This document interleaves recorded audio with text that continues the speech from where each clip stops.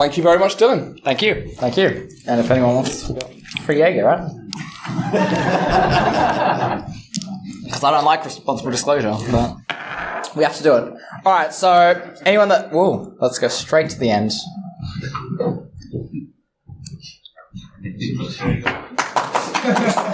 Thank you. All right.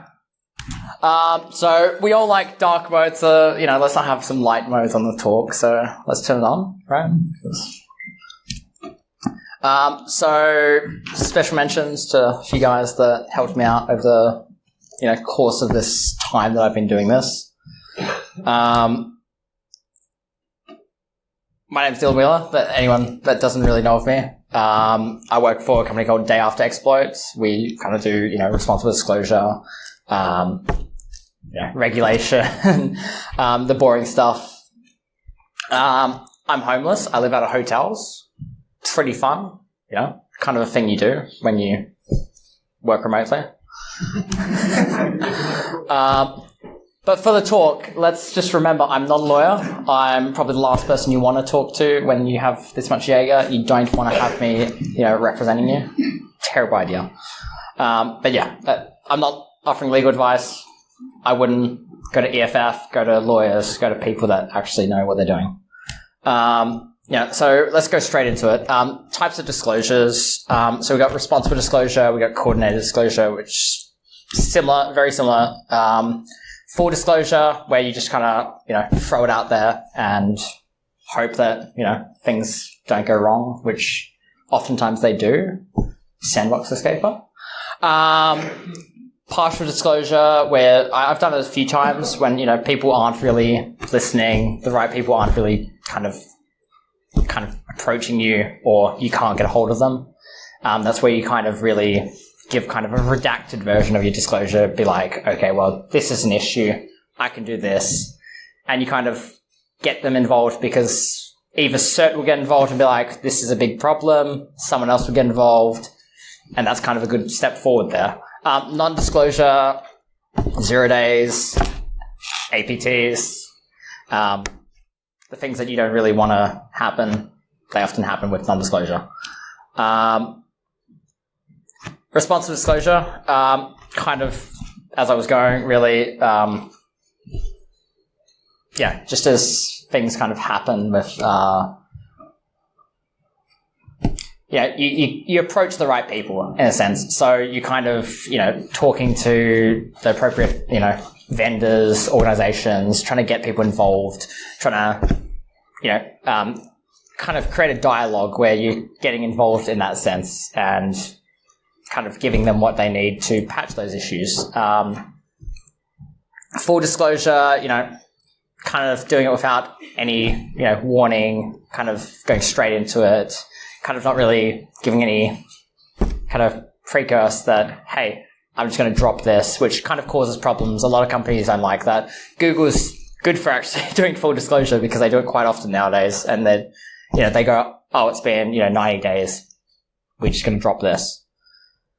Vendors given no notice. It's really, there's no way to patch it. There's no way to kind of do anything about it. And, it's going to cause a lot of issues for the vendor, for other people, for yourself even, because if you kind of, give them, this disclosure, which you're doing, openly, there's going to be a lot of issues in that sense with, Cisco is a good example. A lot of companies kind of, they have really, these disclosures just thrown out at them. And it's like, well, all these corporate, kind of companies are just going to go down the wall because there's nobody to really patch it in time.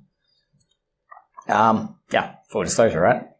So moving on, we're going to the first kind of case study in that, where we worked with a company called Beer 52, which is based out of Edinburgh. They kind of provide beer because, hackers love beer, and, we kind of need free beer. So how do we get free beer, right? So this kind of example, we kind of go about, we found a few different vulnerabilities, and we were like, well, how do we go about doing that? And we kind of emailed them to say, well, we found a few issues in your company. We'd like to go about, disclosing this to you. We understand that you're not involved in a bug bounty program, and, we'd like to kind of open a dialogue, kind of create, this context of where we can talk. And, we often ask, can we have some swag? Can we have something in return? Because we're kind of doing this for free, but at the same time, a lot of companies do understand that, you're doing it for free, but, we have a lot of swag laying around. We might as well give you some, give you a t-shirt, give you some stickers. It's we love it. We love it all. So, let's take it. Shortly after, we were given a kind of email, where they were glad for it. They were like, we understand there's issues. We understand that we can't really cover everything. And, tell us what you have. Shortly after, we had CC'd into this a developer, which kind of got involved into this, and we were able to directly talk to the developer involved to kind of patch that issue or issues and, get that patched. So as a result, the actual, I believe he was a co-founder of BF52, basically told us, we can send you a few, cases of free beer. And we're like, game on, right? Free beer. As a result, we kind of, produced some proof of concepts, because usually when you provide a service, you're kind of giving more of a report. When you're disclosing bugs, you're not really doing it in a report style. They're not paying you to do a report style. So you don't waste your time too much. They have all the time in the world. And if they're not paying you, you might as well do it in a, proper way, but without wasting too much time to kind of, construct a report on that sense. So, few proof of concepts, what it does, it's all you need really to kind of do that. As a result, decent hole of beer on the way. We actually got free beer. So that was one of the better kind of installments we did. So there's, I put it to 3 kind of principles to disclosure. And, you got communication. Without communication, you don't really have anything to begin with, and you're kind of going on the wrong path, because you're going to go to kind of an open disclosure, or, you're going to do something that's going to annoy them because they weren't warned, they weren't talked to. And it's not really a good way to kind of engage with a vendor or engage with a company. Integrity, that's a big one, because you want to kind of keep your integrity with a, disclosure, because if you kind of go the wrong way, you're kind of going for some, hey, we're kind of asking for some stuff, we're asking for money, or we're doing something. It's kind of going to kind of seem as if you're doing something maliciously.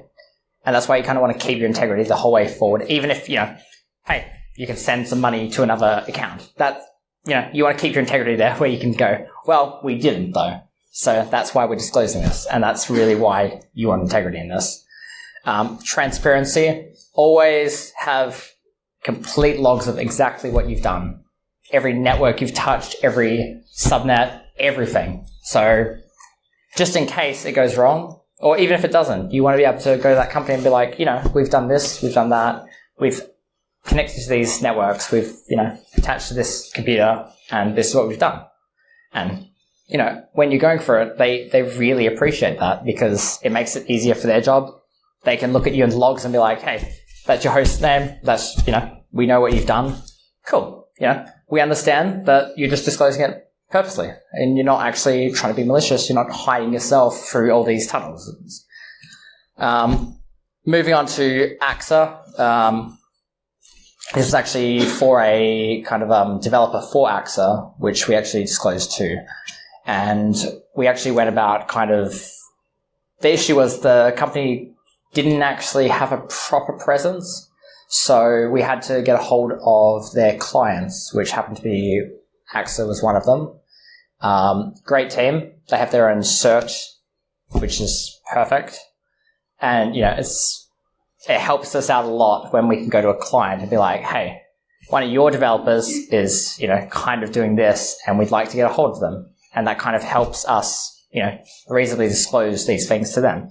So they got us in touch with the company, which, the CEO actually got into contact with us, and he actually, responded saying, well, we understand there's a lot of problems with our thing, and, we'd kind of be interested in using you as a service. So that was a case we did there. risks in disclosure. There's, quite a few risks when you disclose. Legal threats, pretty self-explanatory, which kind of results to you're going to get sued. Half the time, just legal threats. Half the time, you're going to see a lawyer at your door. They're going to kind of, nosy their way in, depending on how, your disclosure is, how deep you've went into the network, what you've really done, and how serious they see that kind of implication. If they see, hey, clients are going to be affected, hey, client or stakeholders are going to say, hey, what's this? They're going to be interested to kind of sue you out of talking, because they will try that. They'll try every method they can. You could go to jail. That is a very likely, thing that's going to happen. And a lot of people don't realize when they go into, responsible disclosure, or they go into kind of security research, that there's a very good likelihood that you may go to jail, because the CMA is pretty loose, and we'll get into that later. And you can get assaulted. As I found out once going to a trade show, that after talking to a vendor for so long, and we'll get to that one in a bit, that you can actually get assaulted by the vendor you're disclosing to, because sometimes they do not like you talking about their incident, and sometimes they do not like when you talk about it on Twitter. But that's that's kind of the risk you take. And, we got a great, Pentest kind of bingo going from Pentest Partners, which kind of outlines exactly how, pen testers get told their, problems are. Sometimes it's just, hey, it was a feature. It's as simple as that. And that's a real big issue for us, because it's not a feature, it's a bug. But, so going on to the amazing company that we, had a bit of an issue with, kind of at the, late last year into the new year, we had a bit of a kind of issue with a vendor. We actually were in touch with FBI as a result because of the severity of this.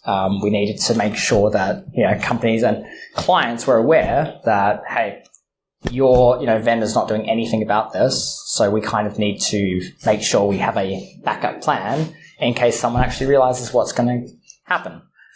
Long story short, we spoke to the company, and, they kind of said, while on a call with the FBI, we said, well, they said, we'd like to buy you out. And we went, okay, well, we do provide a security service. And, if you're willing to, we can provide reports and we can give you a write-up. And, we're estimating 140 hours. So we kind of gave them that figure. We gave them exactly what we were going to provide. And,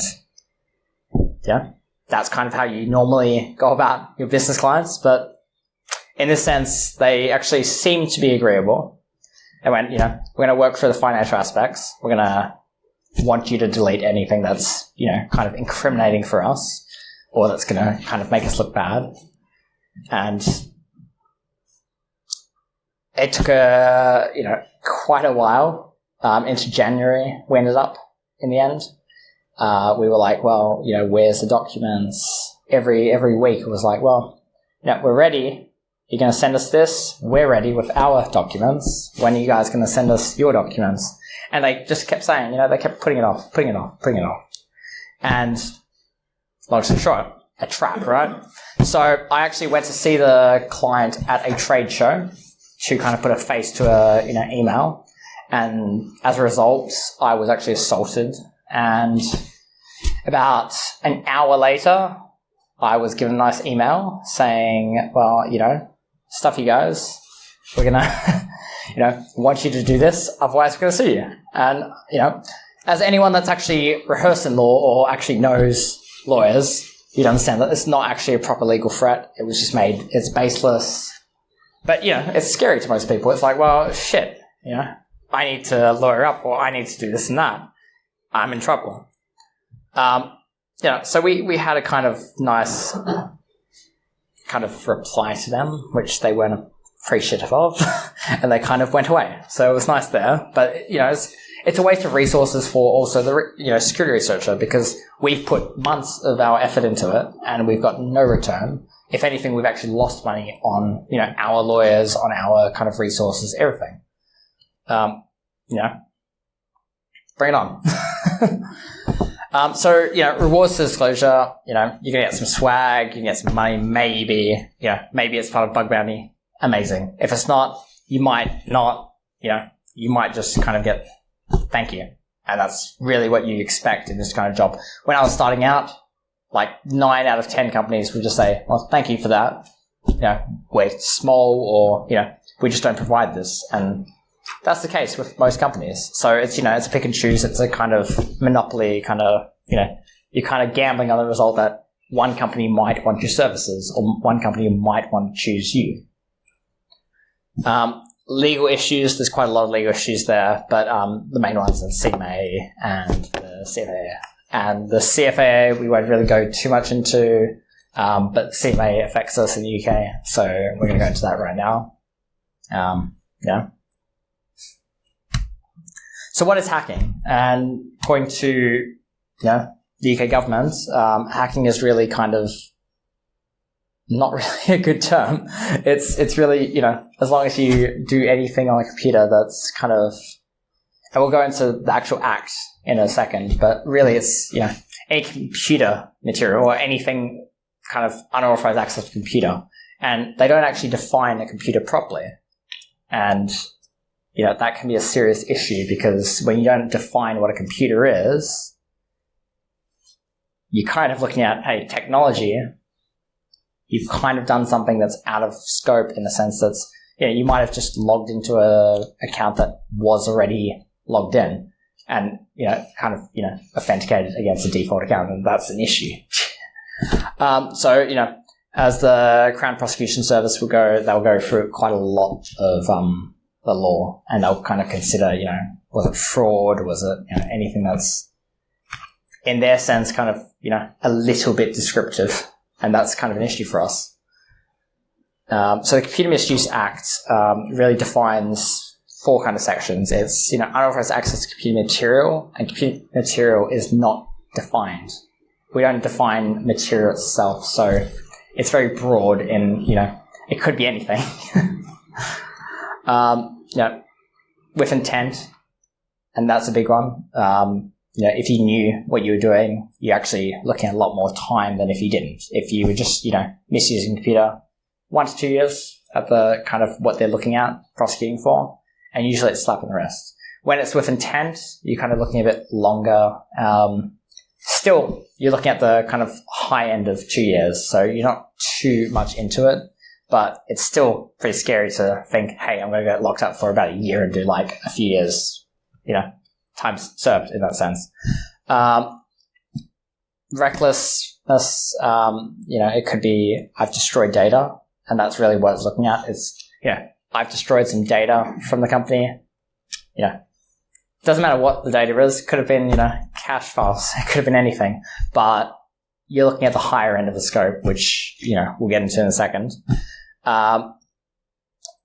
If you, touch, say, a SCADA system or anything that's, kind of controlling actual things like a hospital or something, you're looking at, a lot of time. So I'd kind of move away from your Shodan Safaris where you're going, hey, IoT system, because some IoT systems actually, affect the real world. And that's where you're going to look at some serious harm if you do something wrong. And, sometimes we like to, press the on-off button and see what happens, but let's kind of steer away from that unless we know what it's actually doing. So, you can be convicted for up to 14 years. And that's kind of a serious factor to realize when you're doing anything relating to security research. If a company doesn't know, hey, I'm, kind of just researching this, I'm looking into a system. Oh, it might be a, default gateway. It might be anything. As soon as it says, you need to log in or you need to be authorized, you're looking at some trouble there. And then there's the even worse factor when you're going into actual, damage of the network or damage of an actual human's life, where, we're talking about, SCADA systems, nuclear reactors, anything that's really serious in that nature. And that could actually result in life behind bars. So, the US actually has quite a nicer system in that sense, because it actually defines, you're looking at 10 years maximum, 20 in the sense of, you're going to serve some time, but you're going to be, watched. That's where the CFAA comes in. And that's where, you have to still know about it in the sense that, even though you're not in the US, and even though you probably don't think, you're going to be kind of pushed towards the, US law, as long as that company has any stakeholder in the US, it has any stakeholders in the US, it has anyone that's remotely involved in the US, you have to be aware of the CFAA. Because the CFAA, they can easily get you on as long as someone in the company is from the US. And that's why, does it operate in the US? You're a bit in trouble. Does it have stakeholders or affiliates? You're in trouble. You can be extradited. And that's a nice fact to know. You can actually be tried in the US. And as, some people have known, Marcus Hutchins. So steps in the right direction. We are getting kind of new to this. It's quite a new topic. People don't really think, security research is this big thing. People think, security research is still new. Even, bug bounties, everything relating to security as a sense, like InfoSec as a sense, it's still new. As much as it's been around for, 10, 20 years, it's not really been in the sense that we can disclose bugs to companies, because a lot of companies back then, you could go, hey, I've got a problem, and they weren't really looking into it in that sense. So, we've got the National Cybersecurity Center actually has posted really that, we understand it's an issue. We'd like to engage with companies to kind of build a bug bounty program. And they've actually done this by doing, they've got involved with HackerOne. They've tried to push them involved with HackerOne. Katie was already from Ludus Security. She's kind of getting involved with this. She's also been involved with, as we go to the next one, the International Security Standard, the ISO 29147. So those are kind of things to look out for. You can get it for free if you ask her nicely. Otherwise, about £100, give or take. Worth looking over. Even the 2014 version is free now, I believe. And it's worth, seeing what to do, because it's really kind of giving a standard to go to a company and be like, well, I followed these. I'd like to kind of, make you aware of this. Please don't sue me. Please give us a reward, or, please do as you can, but, be nice to us. How do you disclose? Do they have a bug bounty program? Yes, perfect. Congrats. Go to the bug bounty program policy and kind of go that way about how to do it. On the other side, do they not? Is there a way to communicate with them? Do they have a security page? I advise any company that doesn't to actually include a security text file, because everyone looks for it nowadays, and that's the best way to kind of get involved with security researchers, because they will be looking for that. If not, is there any other way to kind of get a hold of them? Do they have a security kind of way? Do they have any contact details about a department that could be of help for you? As we go down, they do. Congrats. They don't. Get ready to kind of research into how to contact them. Look at, do they have a Facebook page, Twitter page, Instagram page, anything that could kind of lead to, contacting them, which would kind of lead to another company, which would kind of give you information on how to contact the right department or the kind of people who will be involved in that sense. And that's what you want to do. You really want to get the right department involved, because if you get just anyone involved, the social media team's not going to help you on, the kind of widest of bug bounties, or, the kind of widest vulnerabilities. And that's the way to go forward. How do you disclose if it's, something serious? Look at going to CERT, look at the EFF, look at legislative organizations, which, would include CERT, for example, or, NCSC. Anyone who's going to really kind of be helpful as we've done in the past. We've got the FBI involved because we believe, kind of people who are otherwise needed in that sense that, if this was a risk factor, critical in some sense, how do we kind of mitigate this? And, you kind of want to make people aware of this. So you want to go to the right kind of organizations in that sense. If you've done something wrong, potentially, as long as it's still a vulnerability, potentially talk to the EFF. They're very helpful. They'll give you advice. Potentially look at kind of a safe harbor program, which kind of, protects you in some sense to kind of, give that information out, but without, any recognition of yourself or, to kind of mitigate your own risk as well. And yeah, that's kind of a little bit into how, we do security research and how security research can be good and can be bad. There's no right way to do it, and we're still learning, and that's the way to go forward. So, yeah, thank you.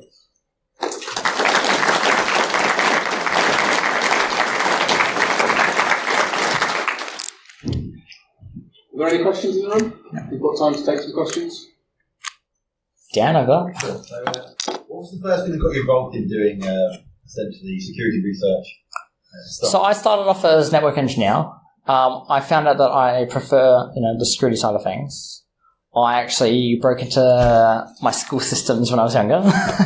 As a result, I actually found I was like, hey, they're rewarding. It's like attaboy kind of thing. And it's interesting that was an attaboy because nowadays it's not. And that's kind of where, we got a problem now. But I kind of felt, well, hey, everyone's kind of rewarding in that sense. So I kind of moved to, hey, what if I break into big systems?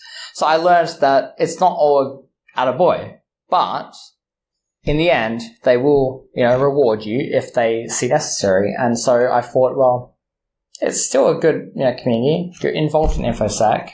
It's an amazing community, as we are all here. InfoSec is a great thing. But the corporate side's not as good as we think. But it's getting there.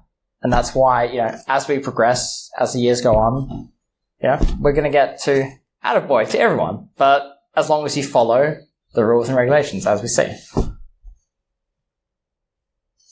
Anyone else? Sean? Sandbox Escaper recently... The new ones, yeah? No. I saw a company for WordPress plugins, again, 0 day, because they had a beef with something else. Yep. So what's your thoughts on people... For example, Sandbox Escaper kind of way to do it? Yeah, or purposely releasing disclosures to cause harm. That's probably a way of looking at it. So you think they do it to harm? Because I'm not sure that's their purpose, but it is in that sense. I agree. I don't feel that how Sandbox Escaper has done it is kind of responsible. I don't feel that they've done it to kind of better the community. I feel that they've done it because they can. And I feel that, to cause harm, you're doing it maliciously in that sense. And as much as they might not think they've done it in that way, and as I think a few people, I'm not going to mention their names, but a few commentative people have actually said, well, they're going through a lot or something. It's still not a way to, disclose something. Even if you think, hey, I'm going through a lot, I'm, stressed or anything, I'm just going to release these. There's no excuse to how you go about, disclosing anything. You have to do it responsibly, regardless. As long as you've mentioned to that company, and if they've ignored you after a year or something, sure, look at disclosing. We go, often we go, well, 90 days is a good time to kind of responsibly disclose. And I still think you still want to give them some advance warning even as you go. You want to go after 90 days, you go, well, I'll give you a month now. I've got it ready. Here's the page or something. If you can't patch that in time, well, tough or something. Give them advance warning again that, after they've elapsed the time, hey, this is an issue. If you're just going straight out, well, you're breaking some laws, you're breaking a lot of issues. That's going to cause a lot of havoc in the InfoSec community. Luckily, we all follow Sandbox Escape and we can go, well, a lot of these are kind of useless. They do have some nice ones, but a lot of them, they're not going to be relevant. But yeah, if it's something else, it can be seen as a troubling issue. Would you give any sort of leeway on big companies if they come back and say we can't get it within 90 days? Because I know one of the criticisms of Google's Project Zero is whenever they go to Microsoft then are like, we have so many different language packs to test this against and service packs and things. And they still release stuff. I agree. Do you have any sympathy for giving them a bit more patience? I feel when it's a bigger company, there is actually, as I've worked with bigger companies, and I understand that there's a lot to go through. It's not just that they can't do it in 90 days. They can do it in 90 days. It's just that it's troubling in that sense that, hey, we're a big company. We can't just go after a bug every day. So we have to kind of create this timeline. And a lot of, people like Microsoft, for example, they have actually different people who don't actually work at the same time, working on the same project. So they're not all involved in that same thing, but they are involved in how to fix it. So yeah, I believe, you kind of have to give them more than 90 days.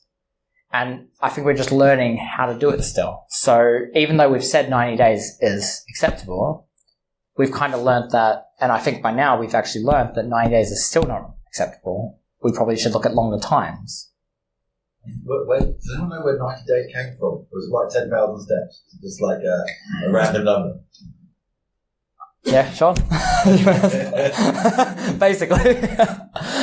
Yeah. In the back?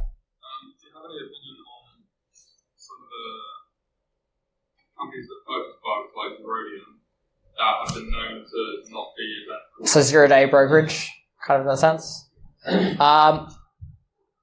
I've dealt with it in the past, dealing in 0 days. It's probably dangerous nowadays, actually. So most people actually have sided away from doing that just because, you're kind of involved in nation states and stuff now. And it's just, you don't want to...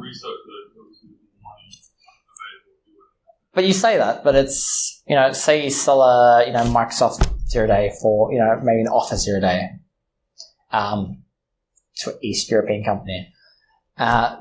country, and you're looking still at only, it's 5 figures still. It's not too much. If you were to disclose that responsibly, you probably get the, maybe a little bit less, but at least you get the recognition and you can actually say you've done that. Because would you really want to say, hey, I disclosed to a nation state? Probably not. And, can you look at yourself, you look at yourself the same way knowing that, your integrity is not intact because, well, we know what APTs do. We know what people do when they're, involved in that kind of sense. We know what's going to happen with those 0 days. Do you really want to be a security researcher who wants to disclose, to governments? They have their own, departments. They have their own, professionals and, they have loads of 0 days. The issue is, do you want to, add to that? Probably not. So it comes back to integrity in that sense. Anyone else? In the back? Can you ever tell, or sort of, I suppose if so, sort of from how early, if a company that you found a bug on their website, if they will be amenable to working with you, or if they will take the aggressive legal email reads? That's an interesting thing to say because I believe it's a bit of your... It is. I think, and you do that a bit because I believe when I do it, I look at the company itself. I look at what they do.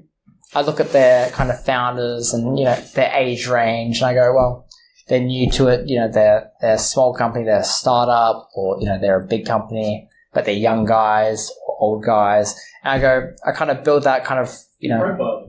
I do profile my clients in that sense, but I think I will still send an email to every single company that I find a disclosure with because I would just go, well, you still have this issue. It's how I go about disclosing it to them.